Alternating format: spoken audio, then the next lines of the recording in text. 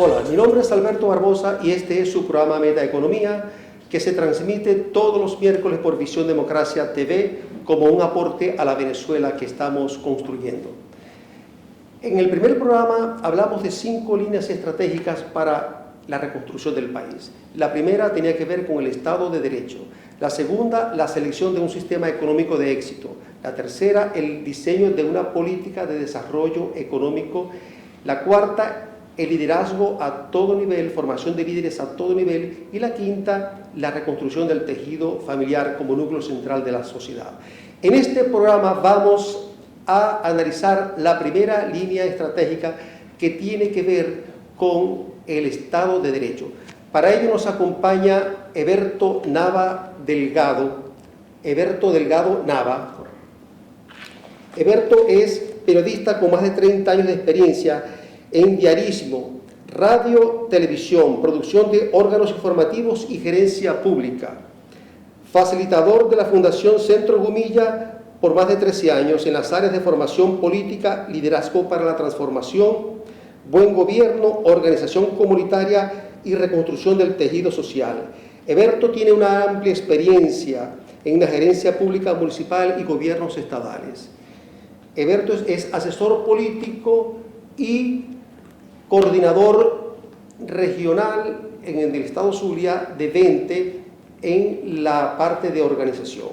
Heberto, bienvenido a tu programa Metaeconomía. Muchas gracias, Alberto, y realmente le agradezco a la gerencia de este canal por permitirme pues estar aquí, el tener el privilegio de alguna manera inaugurar los invitados, cosa que te agradezco y me siento halagado y valorado por ese sentido. Y sin duda utilizar un canal como este, con democracia dentro de un marco de visión de país, me parece fundamental, que tenemos que abocarnos en este sentido. Muchas gracias, Alberto. Gracias a ti. Heberto, quiero leer textualmente, porque no quiero perder una palabra, de la definición que da la Secretaría General de la ONU sobre lo que es Estado de Derecho. Perfecto. Dice así: es un principio de gobernanza en el que todas las personas, instituciones y entidades públicas o privadas, incluyendo el propio Estado, están sometidas a las leyes que se promulgan públicamente, se hacen cumplir por igual y se aplican con independencia, además de ser compatibles con las normas y los principios internacionales de derechos humanos. En esta Venezuela de hoy que estamos viviendo y en estos últimos 20 años, ¿cuál ha sido la evolución y el desenlace que ha tenido el Estado de Derecho en el país? Bueno, sin duda el Estado de Derecho es fundamental para que un país funcione políticamente. Y cuando hablo política me refiero a la política amplia, no solo a la política partidista, no solo a los partidos políticos, sino al ejercicio de lo público de nosotros los venezolanos. Fundamental el Estado de Derecho. Yo pongo el ejemplo, como comento permanentemente, como un ejercicio pedagógico, de ponerlo como un partido de fútbol. O sea, si nosotros vamos a un partido de fútbol y resulta que tú pones las leyes y el árbitro está a tu favor permanentemente, definitivamente tú controlas el partido de fútbol y eso no va a ser un partido de fútbol equitativo ni deportivo. Lo mismo está sucediendo en Venezuela y en muchos países latinoamericanos suele suceder, y creo que es un problema que definitivamente es cultural. Nosotros necesitamos jugar el partido de la vida pública de Venezuela de manera equitativa. Hay unas leyes que enmarcan todo lo que es el ejercicio de lo público y no se está cumpliendo. O sea, a ver, hay un control permanente y total del Estado por parte del gobierno ejecutivo, ¿ok? Entonces ellos controlan todos los poderes y no hay un contrapeso entre el gobierno. Eso hace que el imperio de la ley no existe en Venezuela, no nos guiamos por esa ley y por consiguiente pues aquí impera la inseguridad, impera el terror, impera las dudas de hacia dónde vamos. Y Venezuela pues se convierte en una vida, que es lo que estamos viviendo ahorita. O sea, prácticamente no, para decirlo con nombre y apellido, un Estado fallido que no da respuesta a un Estado de ningún servicio, de ninguna garantía, y esto nos hace vivir lo que estamos viviendo hoy en Venezuela. ¿Cuál es la correlación que existe entre Estado de Derecho y democracia? ¿Cuál es consecuencia de quién? Ok, democracia es un sistema de gobierno. ¿Okay? Nosotros cuando hablamos de la ley, hablamos del sistema del Estado, en fin, porque ahí estamos revisando la república. Una república, bueno, tiene que estar asignada o debe estar en base a unos poderes. Sabes que ahí está el poder ejecutivo, está el poder legislativo y el poder judicial. En Venezuela se hablan de 5 poderes, pero en la práctica son esos los poderes los clásicos, que son donde se sustenta el poder del Estado. No existe un equilibrio de poderes de tal manera que el poder político, social, económico es totalmente conducido por uno de los poderes, que es la presidencia de la República, y ahí es donde se generan todas las políticas. Eso, por supuesto, a la larga nos da una inseguridad de lo que es la vida en el país. Y entonces, democráticamente, aquí el ejercicio allá se controla, permanece en el poder, controla el CNE, controla todo. Eso nos aleja de la democracia. Estás describiendo como una especie de monarquía. Quisiera llamarla monarquía, pero creo que va más allá. Va incluso en términos de un gobierno forajido. Porque hay monarquías que son repúblicas y hasta democráticas. Correcto, que son electas. Y eso las hace república, porque son electas por un cuerpo o por elección popular. Y muchas tienen aceptación popular. Sí, definitivamente. Es el caso, me imagino, de España, donde definitivamente allá se elige a un gobierno, ¿cómo es? Jefe de gobierno. Un jefe de gobierno, correcto. Pero el Estado, sin embargo, lo mantiene todavía controlado la monarquía. La cultura inglesa. Correcto. Bien, en nuestro segundo segmento vamos a profundizar sobre las causas por las cuales en Venezuela no existe un Estado de Derecho.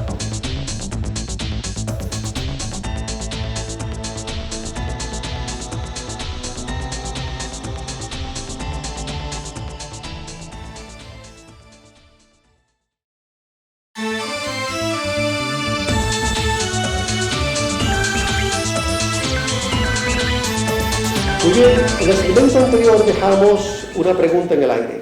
¿Cuáles son las causas que explican que en Venezuela se haya perdido el Estado de Derecho, que tengamos una sociedad donde no impera la ley? Bueno, este es un punto que tenemos que irnos hacia atrás. Revisamos la historia venezolana, 200 años, Venezuela republicana. Y en definitiva, de allí para acá no existe aún un Estado donde impere la ley. Y te vas hacia atrás.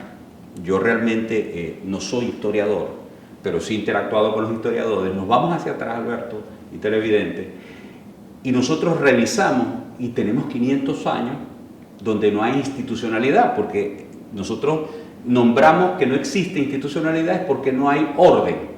Y por supuesto, si no hay orden es porque no hay una línea de convivencia donde definamos lo que son derechos y deberes, no hay reglamentos, no hay ley que nos diga. Existe un marco de ley, pero no se cumple. Eso significa entonces que nosotros hemos vivido culturalmente una vida, una historia donde difícilmente ha imperado la ley.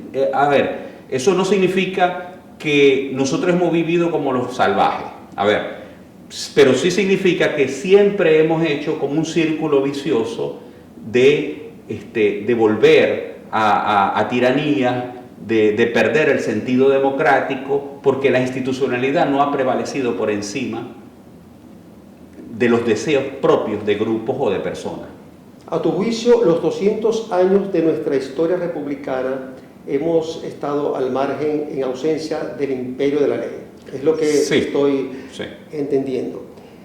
Los 40 años tan mal vilipendiados de la democracia, que no sabíamos que a pesar de lo imperfecta que era, lo bella que era nuestra democracia, significa que vivimos en esa época sin Estado de Derecho?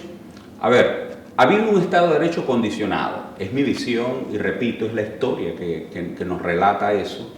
En Venezuela han gobernado, por ejemplo, si nosotros revisamos los gobiernos anteriores, o lo que vivimos en esas Venezuelas anteriores, revisamos, por ejemplo, gobiernos de Acción Democrática, de COPEI, aquella Guanábana blanca verde que tuvimos por 40 años y que no se puede dejar de nombrar porque fueron quienes gobernaron durante esos 40 años. Chico, nosotros revisamos y, por ejemplo, Venezuela era gobernado prácticamente por el CNDD o era gobernado por el Comité Ejecutivo de COPEI. O sea, a mí me cuesta llamar las cosas por su nombre a veces, por nuestros amigos, pues que son gente que todavía permanece vigente en el área política, pero es así, sin duda, televidentes. Nosotros hemos vivido sin la institucionalidad venezolana, eso nos ha hecho vulnerables.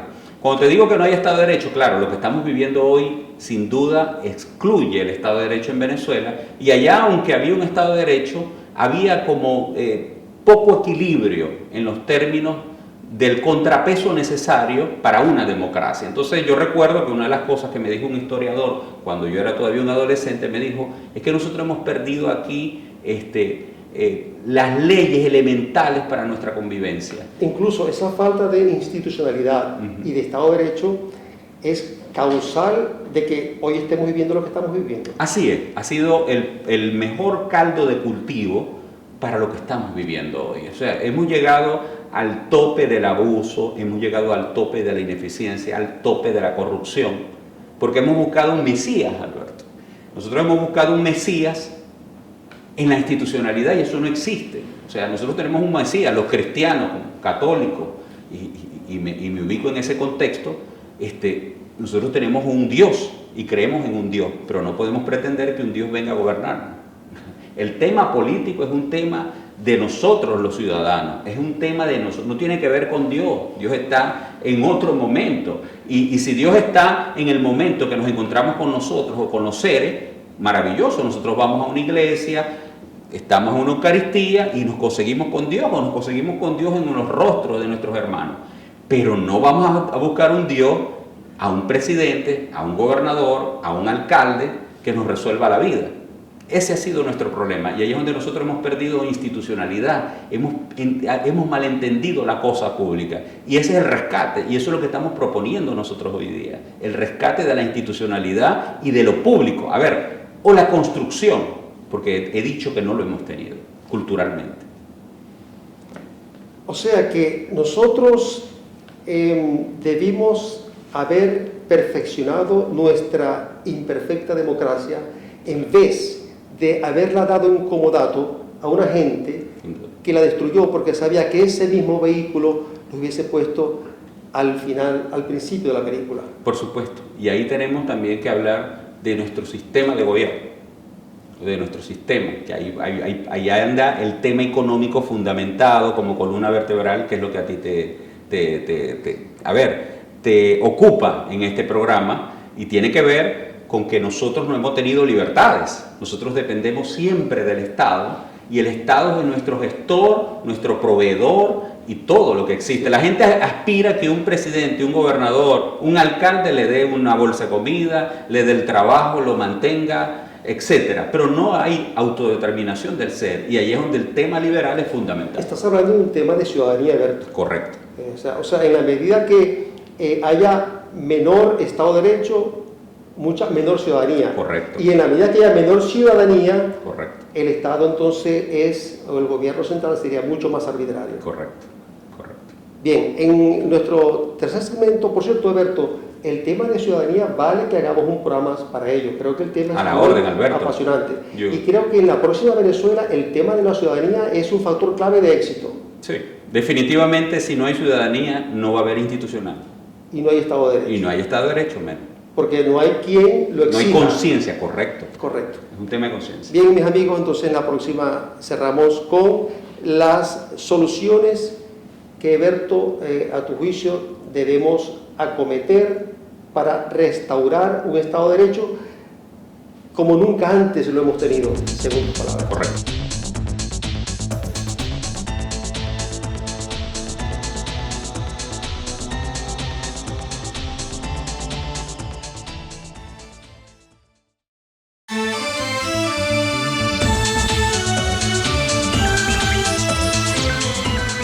Bien, Eberto, quisiera arrancar este segmento contando una anécdota. Hace años vi un documental de ese afamado atleta Mohamed Ali. Recuerda que Mohamed Ali fue juzgado por no participar en la guerra de Vietnam y fue despojado de su título mundial, fue destinado a ir para la cárcel.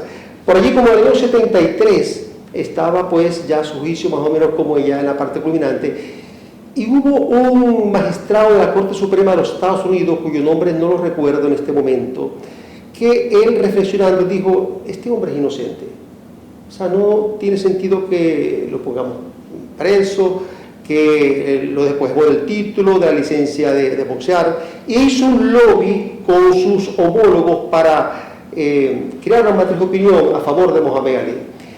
Pero el momento cumbre de este documental es cuando él tiene una conversación con su jefe, es decir, el presidente de la Corte Suprema de los Estados Unidos, donde él le expone sus argumentos, y el jefe le dice: bueno, casualmente yo estuve conversando con el presidente, que ese sí recuerdo, era Richard Nixon para la época, sí, Nixon, claro.